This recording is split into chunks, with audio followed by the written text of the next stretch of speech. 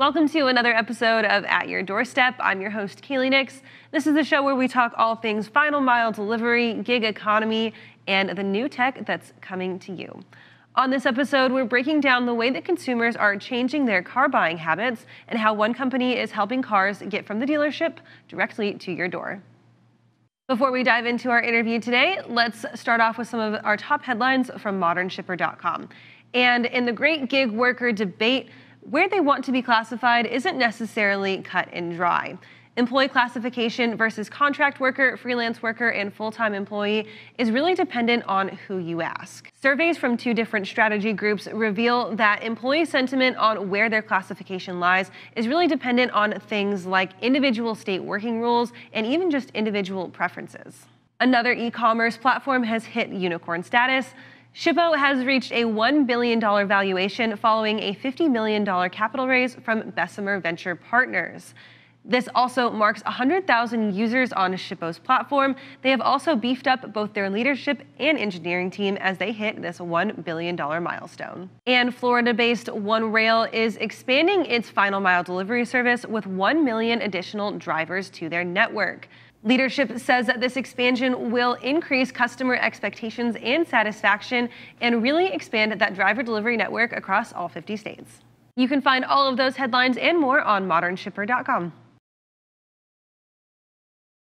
When it comes to final mile delivery of automotives, most people think hopping in the car at the dealership and driving it to their driveway themselves. But things could be changing thanks to one company, Acertus.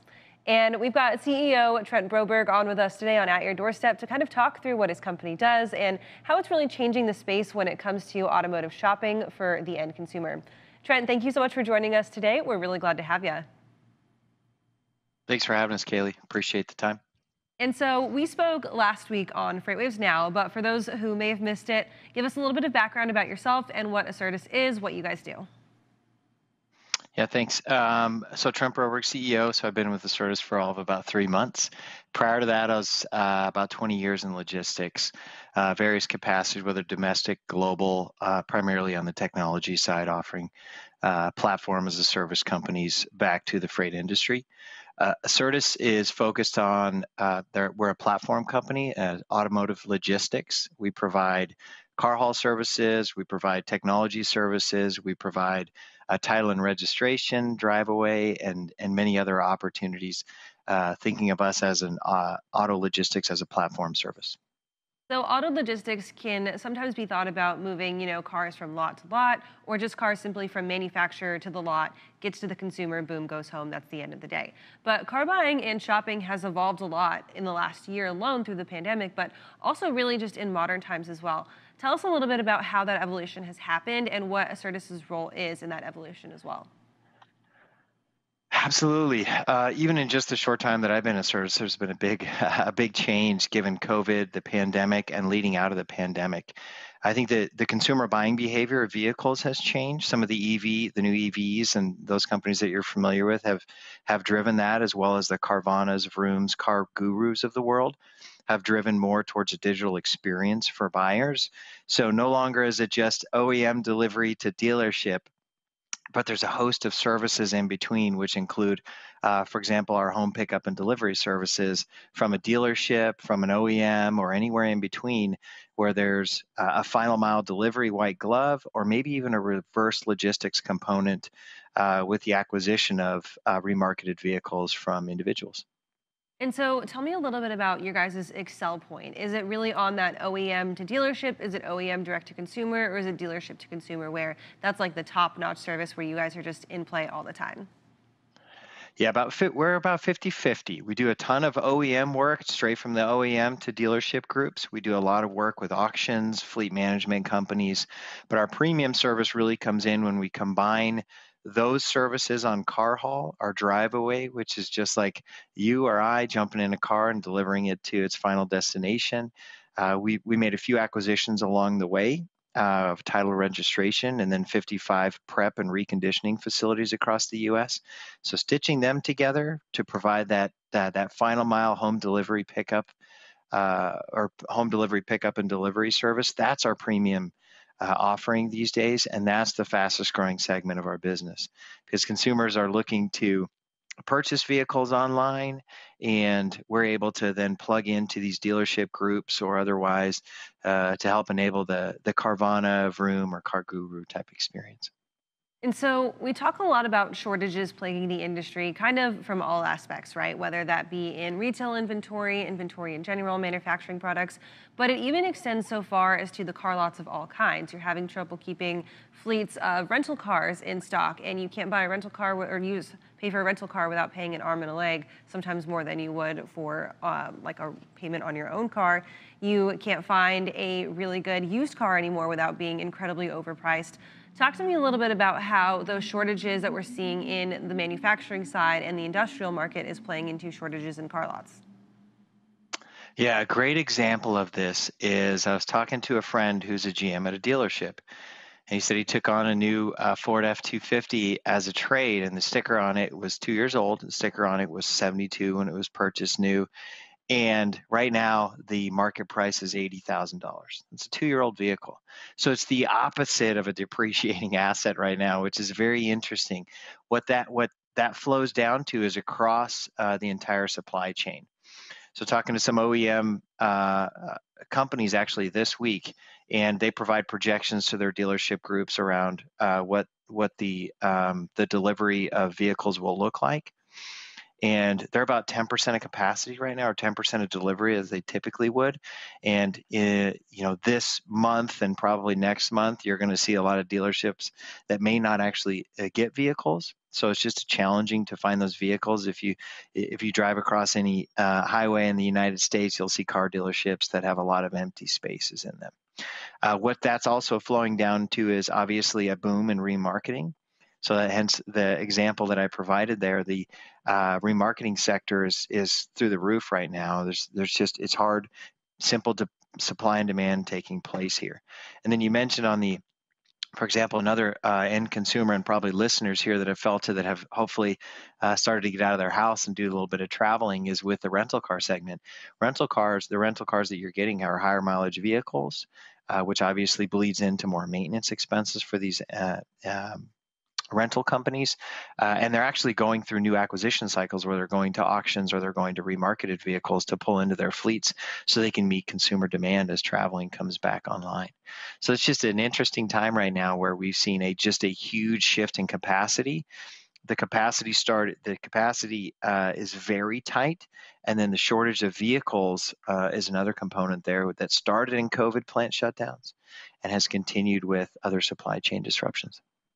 So you mentioned the idea of a car is typically thought of as that depreciating asset, right? It's the second that you drive it off the lot, boom, you've already lost some value to it.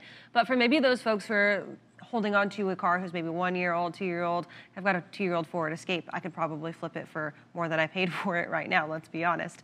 If those folks are looking to kind of sell, what is the market like for them? And is it almost a good selling decision right now? It's kind of like the housing market. The power's in the seller's hands, but the buyer's hands, you're kind of out of luck. Well, it's always introspective to the individual, because then you've got to go acquire a new vehicle. So you might be selling high, but unless, just like in the housing market, you sell high, if you're in the same market, you're buying in a high market. So it's really a challenge right now. The dealership groups are going out and sourcing a lot of vehicles in places that they haven't sourced before. So there's opportunities everywhere. People, we're a when you think about it from an economics perspective on supply and demand, you just got to take advantage of some of those arbitrage situations and maybe states. I live in Phoenix, Arizona, and everybody wants a Ford F-150 in Phoenix, Arizona, but that might not be true in maybe in New England states and so forth. If you've got a car to sell and you've got a bike or you've got a good set of public transportation that's near you, go for it and see what happens when the market changes in a few months or so.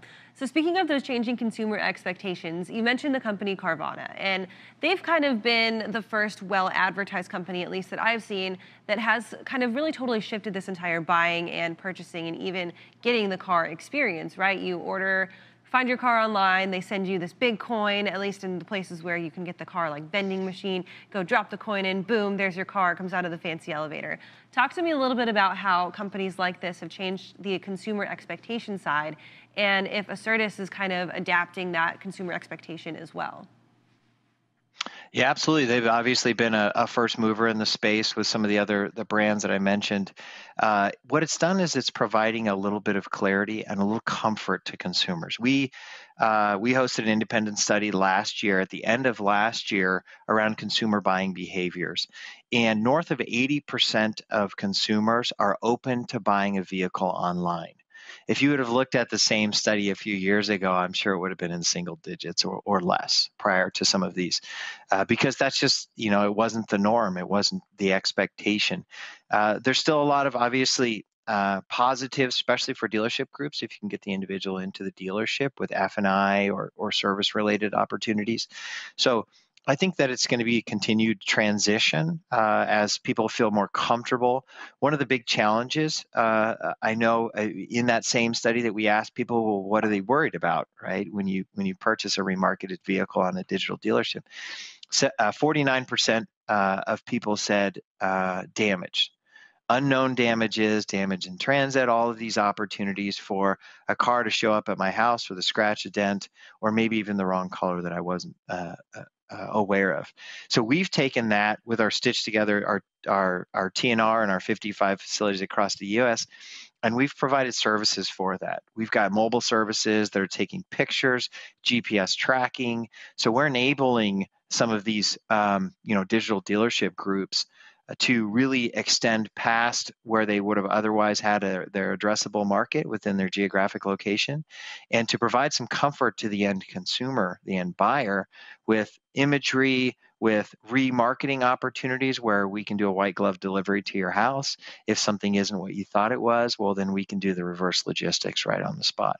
So we're enabling, dealership groups to offer a very similar Carvana experience across the US. So you can imagine a lot of these dealership groups that are typically marketing to their local region now have the opportunity to market domestically, and we can provide the services to do so.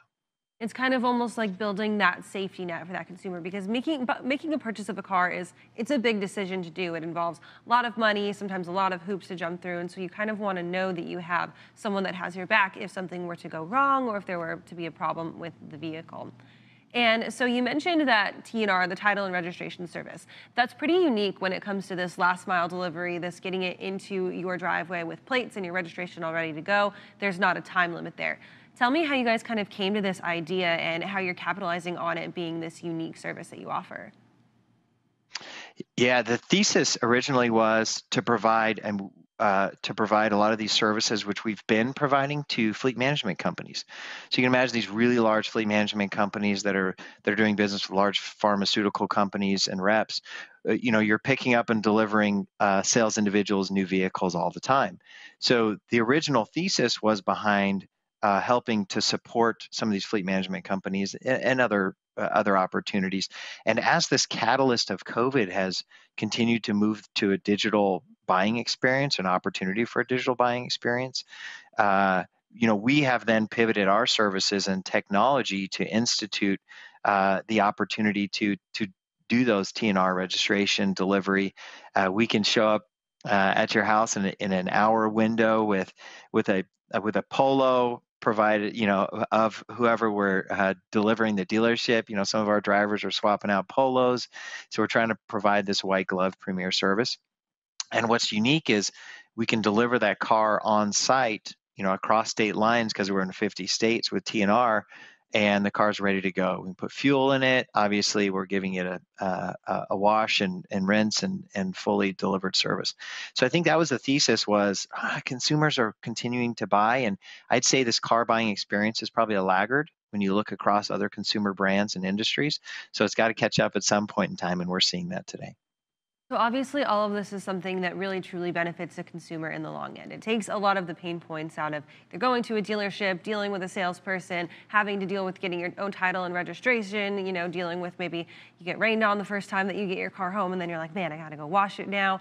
Taking a lot of the pain points and some of the stress from buying this car. But what about on the flip side? Do you think that this is gonna cause some suffering to those car dealerships as maybe more people catch on and they don't wanna actually go in person anymore? I think it's just like with any industry, it will continue to adapt, right? I think as we've seen in many other industries, even the freight environment, companies have adapted to technology and enabling technology. What our thesis and our platform does is we're logistics as a service. So we provide that platform to enable a dealership group, a fleet management, a rental car company, or an OEM to then meet their customer where they're at. So some customers will continue to want to go into the dealership because they don't know what they don't know. They want to see the car, they want to touch the car. That's the norm today. And even though some of these digital dealerships have really grown exponentially, the norm is still to go into the dealership to purchase the vehicle. I think the F&I, the finance, the insurance, the service. Obviously, service is a very physical, high touch environment there. But some of those other opportunities for digital services are going to continue to allow the dealership groups to meet their customers where they want to meet their customers. That same independent study that we had last year showed that like 89% of consumers had a bad experience at a dealership. So it's really incumbent upon those dealerships to really understand that, and many dealership groups are changing their behaviors and changing how they deal with customers and how they welcome customers, or offering the home delivery service today. I know I've purchased a vehicle where I said, well, just bring it to my house and I'll sign the papers in the comfort of my own home. And those types of It all yeah. goes on that sliding spectrum of consumer desire, right? Yeah, it's meeting the customer where they're at. And fundamentally, the way that I always look at business is if you're the easiest to do business with, that's who's going to win. Mm-hmm. Awesome, Trent. Thank you so much again for joining us on this podcast. We really, really appreciate it. People want to reach out, learn a little bit more about you guys. Where should they go? Certusdelivers.com is the best place to go. Feel free to hit me up on LinkedIn at any point in time. I'm pretty active on there. Awesome. Thanks again. Thanks for tuning into this episode of At Your Doorstep. You can catch us every Tuesday afternoon on FreightWaves TV at 2 p.m. You can also find us on LinkedIn and myself on Twitter at Kaylee Nix WX. Make sure that you listen to At Your Doorstep on Spotify, Apple Podcasts, or anywhere that you get your podcasts.